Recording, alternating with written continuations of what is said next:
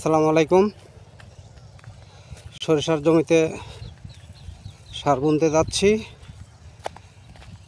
তো সবাই দেখুন আমরা কিভাবে জমিতে সার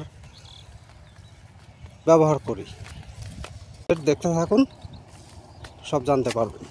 আমরা এই জমিতেই সার ব্যবহার করব। সারগুলো একটা পাত্রের মধ্যে ঢেলে দিচ্ছি। মোট 2 কোয়ালিটির সার, সব মিক্সড হবে। দেখুন মিক্সড করা হচ্ছে সারগুলো। মিক্সড করা শেষ হয়ে গেছে, এখন সারগুলো জমিতে বুনবো।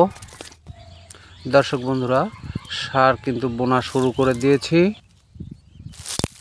দেখতে থাকুন।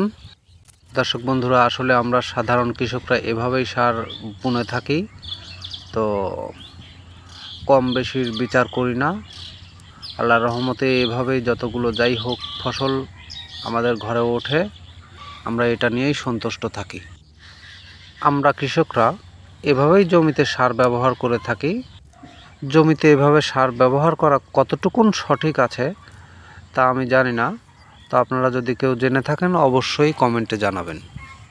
যাই হোক বন্ধুরা, আমার সার দেওয়ার প্রক্রিয়াটা কেমন হলো আপনারা অবশ্যই জানাবেন। আল্লাহ হাফেজ।